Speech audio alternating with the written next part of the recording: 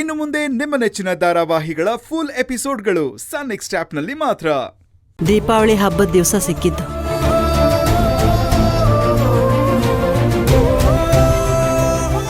ನಿಜ ಹೇಳಬೇಕು ಅಂದ್ರೆ ಇವನೇ ನಿಮ್ಮ ಸೂರ್ಯವಂಶದ ಕುಡಿ.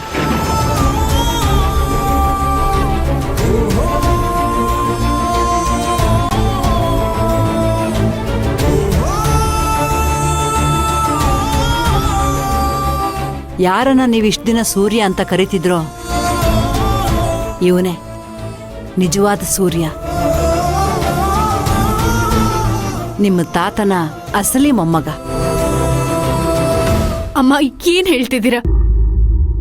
ನಿಜಾನ? ನನ್ ಕೈಲಿ ನಂಬಕ್ಕೆ ಆಗ್ತಿಲ್ಲ. ಕರ್ಣ, ಅಮ್ಮ ಹೇಳ್ತಿರೋದು ನಿಜಾನ?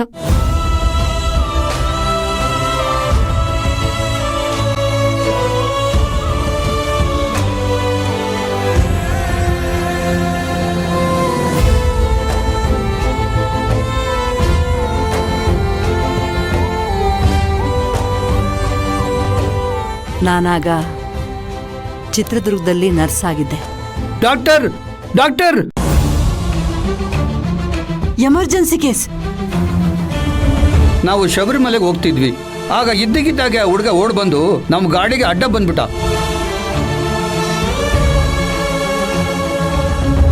ಆ ಹುಡುಗ ಹಾಕಿರೋ ಬಟ್ಟೆ ನೋಡಿದ್ರೆ ಅವನ್ ಯಾವ್ದೋ ದೊಡ್ಡ ಮನೆ ಹುಡುಗ ಅಂತ ಕಾಣುತ್ತೆ. ನೋಡಿ ವಿಚಾರಿಸಿ ಆ ಹುಡುಗನ ಎತ್ತೋರ್ನ ಹುಡುಕಿ ಆ ಹುಡುಗನ ಅವ್ರ ಕೈಗೆ ಒಪ್ಪಿಸ್ಬಿಡಿ ತಾಯಿ. ವಿಧಿ ಅವತ್ತು ಇವನನ್ನ ದೂರ ಮಾಡ್ಬಿಡ್ತು. ಅಮ್ಮ, ನೀನೆಲ್ಲಿದ್ದೆ? ಏನ್ ಮಾಡ್ತಿದ್ದೆ? ಯಾವುದು ನೆನಪಿಲ್ವ ನಿನಗೆ? ಇಲ್ಲಮ್ಮ, ನನ್ಗೇನು ನೆನಪಿಲ್ಲ. ನಿಮ್ದೇನು ಅಭ್ಯಂತರ ಇಲ್ಲ ಅಂದ್ರೆ ನಾನೇ ಆ ಹುಡುಗನ್ ಸಾಕ್ತೀನಿ. ಇವತ್ತೀಗ ಹೇಳ್ತೀರಾ? ನಾಳೆ ನಿಜವಾಗ್ಲೂ ಅವ್ನ ತಂದೆ ತಾಯಿ ಬಂದು ಕೇಳಿದ್ರೆ ಏನ್ ಹೇಳ್ತೀರಾ? ಒಳ್ಳೇದೇ ಅಲ್ವಾ ಸರ್? ಹುಡುಗನ ಅದೃಷ್ಟ ಚೆನ್ನಾಗಿದ್ರೆ ನಿಜವಾಗ್ಲೂ ಅವ್ರ ತಂದೆ ತಾಯಿ ಬಂದ್ರೆ ನಾನಾಗ ಖಂಡಿತ ಆ ಹುಡುಗನ್ನ ಅವ್ರ ಜೊತೆ ಕಳಿಸ್ಕೊಡ್ತೀನಿ ಸರ್. ಮತ್ತೆ ಇವನು ಅದೇ ಮನೆ ಸೇರ್ಕೊಂಡಲ್ಲ ಅಂತ ಸಂತೋಷ ಪಟ್ಟೆ.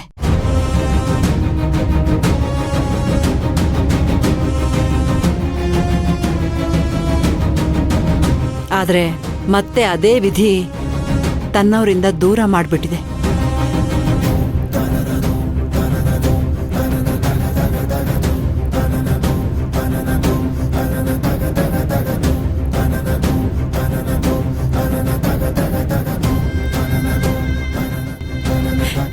ಮತ್ತೆ ಹೇಗಮ್ಮ? ಎಲ್ಲ ವಿಷಯ ಗೊತ್ತಿದ್ದು ನೀವ್ಯಾಕೆ ಸುಮ್ನಿದ್ದೀರಾ? ಹಾಗಿದ್ರೆ ಬಾ ಸೂರ್ಯ, ತಾತನ ಹತ್ರ ಹೋಗಿ ಎಲ್ಲ ಸತ್ಯನೂ ಇವಾಗ್ಲೇ ಹೇಳ್ಬಿಡೋಣ. ಬರೀ ಬಾಯಿ ಮಾತಲ್ಲಿ ಹೇಳಿದ್ರೆ ಯಾರು ನಂಬಲ್ಲ ಸುರಭಿ. ಅದಕ್ಕೆ ಬಲವಾದ ಸಾಕ್ಷಿ ಬೇಕು. ನಮ್ಮ ಸೂರ್ಯವಂಶದ ಆಸ್ತಿ, ಅಂತಸ್ತು, ವರ್ಚಸ್ವನ್ನ ಕಿತ್ತು ತಿನ್ನೋದಕ್ಕೆ ರಣಹದ್ದುಗಳು ಕಾಯ್ತಾ ಇವೆ. ಅದಕ್ಕೆ ಆದಷ್ಟು ಜೋಪಾನವಾಗಿ ನಾವು ನಮ್ಮವ್ರನ್ನ, ನಮ್ಮತನನ ಕಾಪಾಡಬೇಕು. ಅದಕ್ಕೆ ಸಮಯ ಹಿಡಿಯುತ್ತೆ. ನೋಡಮ್ಮ ಸುರಭಿ, ಎಲ್ಲ ಸರಿ ಹೋಗೋವರೆಗೂ ಈ ವಿಷಯನ ಯಾರ ಹತ್ರನೂ ಪ್ರಸ್ತಾಪ ಮಾಡಬೇಡ. ಆಯ್ತಮ್ಮ, ಸರಿಯಾದ ಸಮಯ ಬರೋವರೆಗೂ ಈ ವಿಷಯ ನನ್ನ ಮನಸ್ಸಲ್ಲೇ ಇರುತ್ತೆ. ಯಾರಿಗೂ ಏನೂ ಹೇಳಲ್ಲ.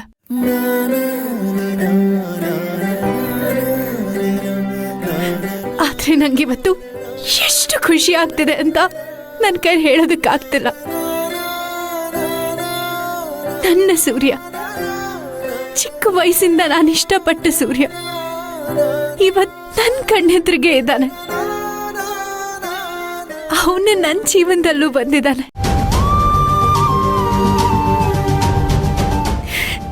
ದೇವ್ರಿಗೆ ಎಷ್ಟು ಥ್ಯಾಂಕ್ಸ್ ಹೇಳಿದ್ರು ಸಾಕಾಗಲ್ಲ. ನಾನೆಷ್ಟು ಅದೃಷ್ಟವಂತ ಅಲ್ವಾ ಸೂರ್ಯ? ನಿಜ, ನಿನ್ನ ನಿಷ್ಕಲ್ಮಶವಾದ ಪ್ರೀತಿಗೆ ದೇವರು ಕೊಟ್ಟಿರೋ ಉಡುಗೊರೆ ಇದು. ಆದರೆ ಒಂದು ವಿಚಾರ, ಈ ಮನೆಯಲ್ಲಿ ದಯವಿಟ್ಟು ನನ್ನ ಸೂರ್ಯ ಅಂತ ಕರಿಬೇಡ.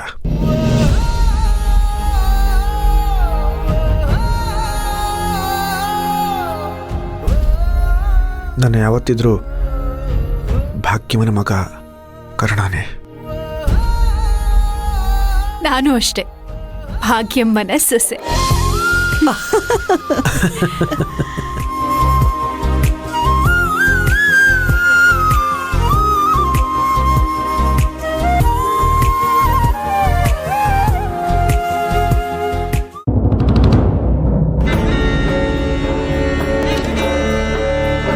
ಬುದ್ಧಿ ತಗೊಳ್ಳಿ ಊಟವ.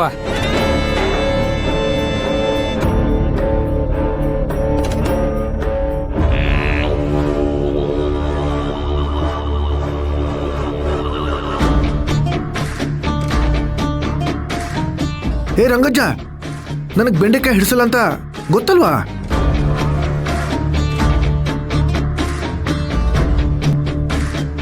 ಅಲ್ಲ ಬುದ್ಧಿ, ಏನ್ ಹಿಂಗ್ ಚಪ್ಪರ್ಸ್ಕೊಂಡು ತಿಂತಾ ಇದ್ದೀರಾ? ಬೆಂಡೆಕಾಯಿ ಪಲ್ಯ ಅಂದ್ರೆ ನಿಮ್ಗೆ ಆಗ್ತಿರ್ನೇ ಇಲ್ವಲ್ಲ? ಡೋಯ್, ನಿಂಗ್ಯಾರು ಹೇಳ್ದವ್ರು ನಾನು ಬೆಂಡೆಕಾಯಿ ಪಲ್ಯ ತಿನ್ನಲ್ಲ ಅಂತ? ಈ ಮನೇಲಿ ಎಲ್ರಿಗೂ ಗೊತ್ತು ನೀವು ಚಿಕ್ಕವರಿದ್ದಾಗ ಬೆಂಡೆಕಾಯಿ ಪಲ್ಯ ತಿಂತಿರ್ಲಿಲ್ಲ ಅಂತ.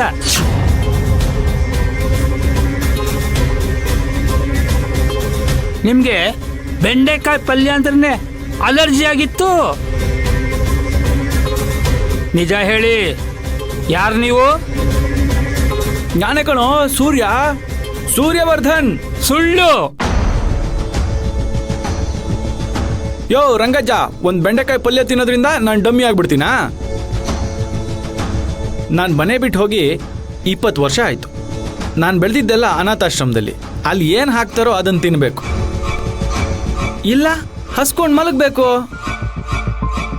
ನನಗೆ ಬೆಂಡೆಕಾಯಿ ಆಗಲ್ಲ, ಬದನೆಕಾಯಿ ಆಗಲ್ಲ ಅಂತ ತಿಂದೇ ಇರೋಕ್ಕಾಗ್ತಿರ್ಲಿಲ್ಲ.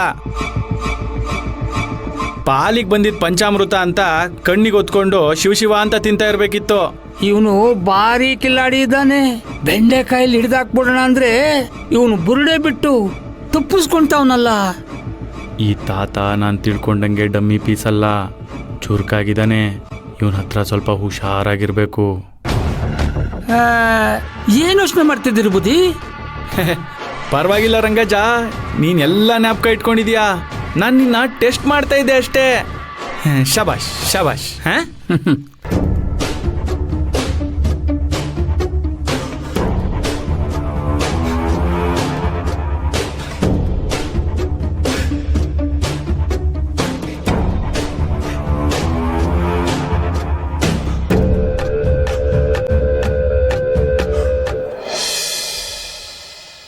ನಾಳೆ ನಿನ್ ತಲೆಗೆ ಎಣ್ಣೆ ಹಾಕ್ತೀನಿ, ತಲೆ ಸ್ನಾನ ಮಾಡ್ಬಿಡು.